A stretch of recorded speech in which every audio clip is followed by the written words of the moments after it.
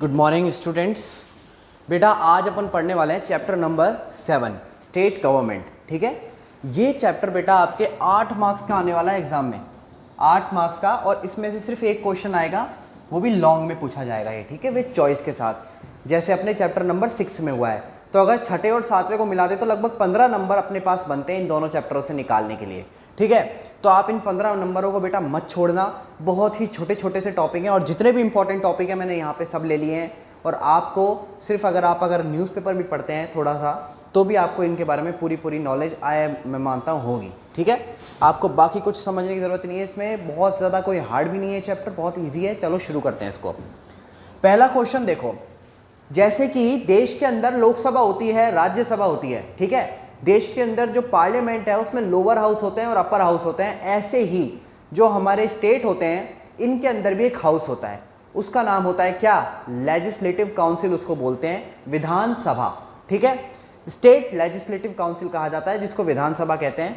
और ये विधानसभा जो होती है बेटा हर स्टेट की अलग अलग होती है। ठीक है, इसके अंदर आप जो एमएलए चुनते हो, एमएलए के जो चुनाव होते हैं, मेंबर ऑफ लेजिस्लेटिव असेंबली के, जो सीधे मुख्यमंत्री के जो चुनाव होते हैं, वो लोग कहाँ जाके बैठते हैं? वो विधानसभा में जाके बैठते हैं। जैसे कि राजस्थान की विधानसभा जयपुर में स्थित है, और जयपुर में ही हमारा क्या है? सेक्रेटरीट है, सचिवालय है, जहाँ पे मुख्यमंत्री बैठता है। ठीक है, तो व्हाट इज द अब इसमें क्वेश्चन पूछा गया है कि स्टेट लेजिस्लेटिव काउंसिल के अंदर मिनिमम कितनी सीटें होती हैं और मैक्सिमम आप कितनी सीटें रख सकते हैं। तो हमारे राजस्थान में मैं आपको बता दूं बेटा 200 सीट हमारे राजस्थान में है। राजस्थान का एरिया पूरे इंडिया में नंबर 1 पे आता है एरिया के हिसाब से अगर देखें, लेकिन फिर भी हमारे पास 200 सीट है। ठीक है, 200 सीट इसलिए है क्योंकि हमारे यहाँ पे पॉपुलेशन कम है, 200 सीट काफ़ी है हमारे लिए। तो ये 200 सीट्स की हमारी विधानसभा है। और अगर अपन देखें तो मिनिमम और मैक्सिमम जो है बेटा, आप मैक्सिमम ले जा सकते हो 500 तक और मिनिमम आप जा सकते हो 60 तक। जैसे मैं आपको दिल्ली विधानसभा के बारे में बताऊं, दिल्ली विधानसभा में 70 सीटें हैं बेटा। ठीक है, जिसमें अरविंद केजरीवाल चुनाव लड़ता है, जिसमें से उसके पास लगभग 67 सीट्स हैं। तो 70 सीटें दिल्ली विधानसभा में हैं। ऐसे ही राजस्थान के पास 200 सीटें हैं। मैक्सिमम आप 500 ले जा सकते हैं, मिनिमम आप 60 रख सकते हैं। अगला क्वेश्चन आता है बेटा कि जो चीफ मिनिस्टर है इसको कौन अपॉइंट करता है?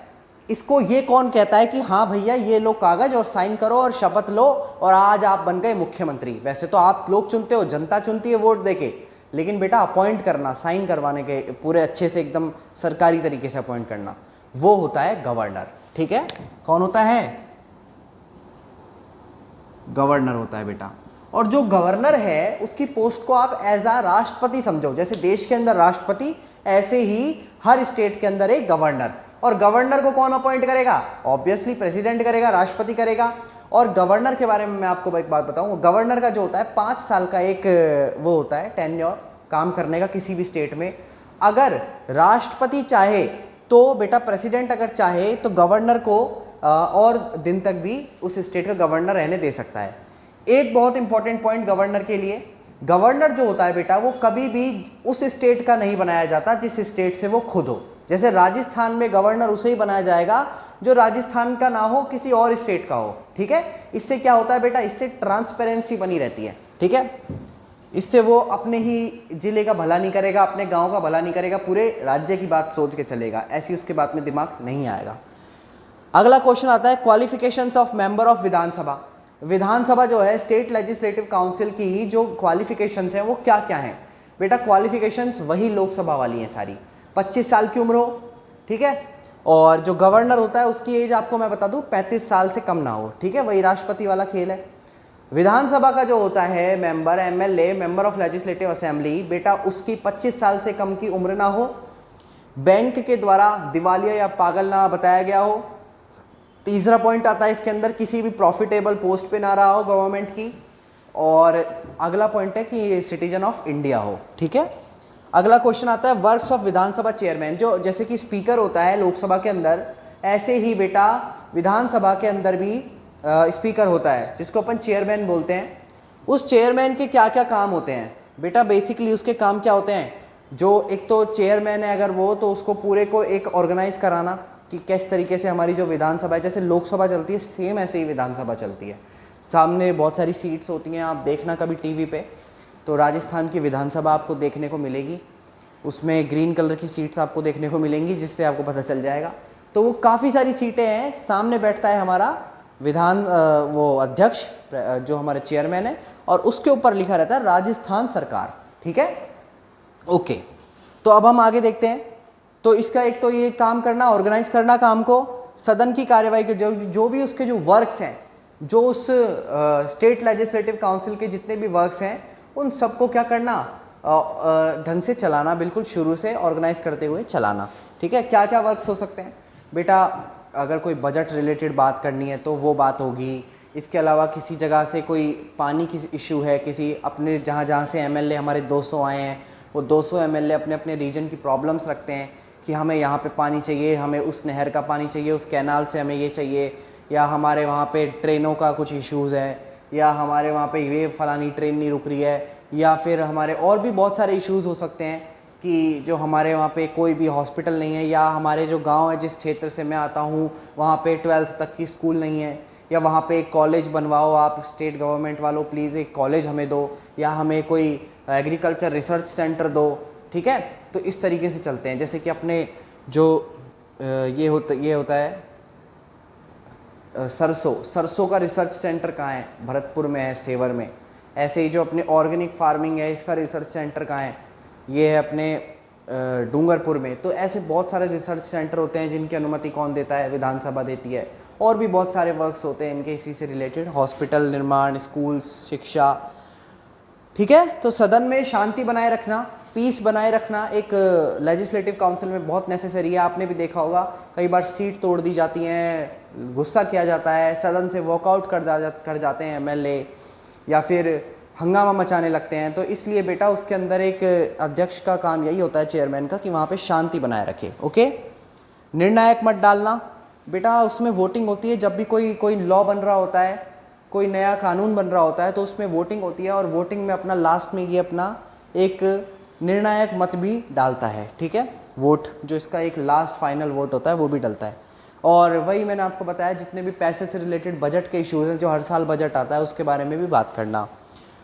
इन विच आर्टिकल, अब देखो कौन से आर्टिकल में ये बताया गया है कि सुप्रीम कोर्ट के अलावा हर स्टेट में एक हाई कोर्ट भी हो। तो ये बताया गया है बेटा आर्टिकल नंबर 216 में। कौन से में बताया गया है? 216वें आर्टिकल में संविधान के बताया गया है कि हाई कोर्ट्स भी होंगे।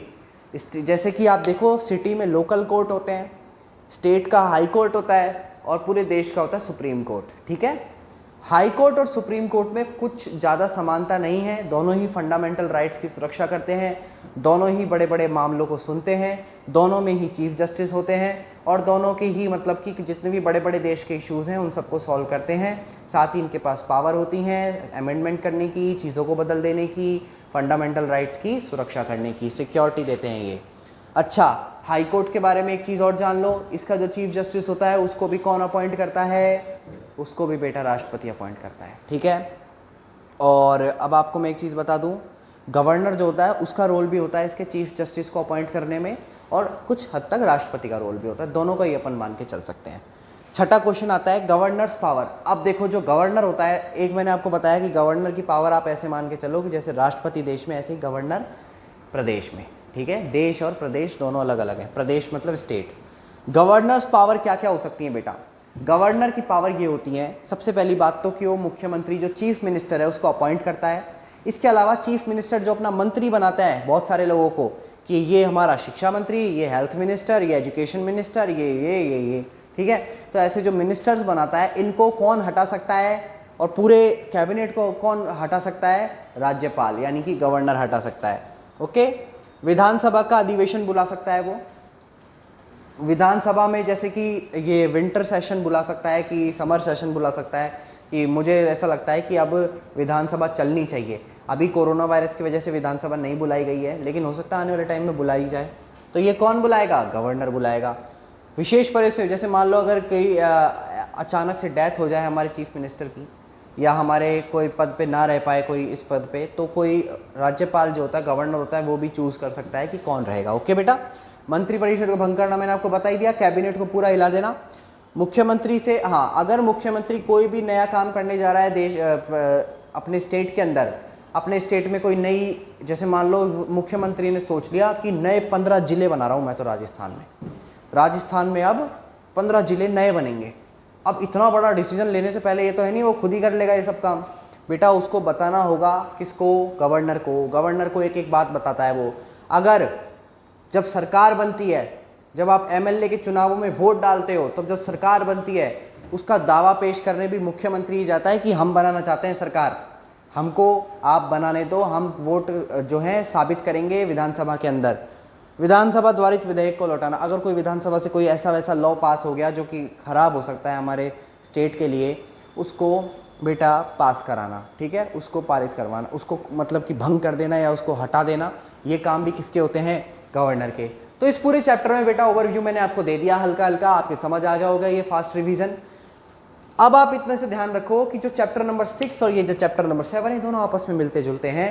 इन दोनों में बस आपको ये है कि इस चैप्टर में आपको इंपॉर्टेंट टॉपिक्स मैं बता रहा हूँ, एक तो हाई कोर्ट के बारे में पढ़ के जाना, एक विधानसभा के बारे में पढ़ के जाना, इसका फॉर्मेशन, विधानसभा के मेंबर्स की क्या क्या क्वालिफिकेशंस होती हैं ये पढ़ के जाना, गवर्नर्स की पावर और गवर्नर्स को कौन अपॉइंट करता है। और इसके अलावा बेटा इस चैप्टर में कुछ भी नहीं आएगा, ये जो मैंने आपको अभी टॉपिक बताया इनमें से ही आएगा इस चैप्टर में, बाकी ऐसा कुछ है नहीं जो आ जाए। हाई कोर्ट को अच्छे से पढ़ लेना, वही है सर्वोच्च न्यायालय और हाई कोर्ट का कुछ अलग नहीं है, दोनों में सब चीज़ें ज़्यादातर सेम है। ओके, तो आप इस चीज़ को पढ़ना और रीडिंग लगाना और न्यूज़पेपर में से पढ़ा करो। Okay, thank you so much.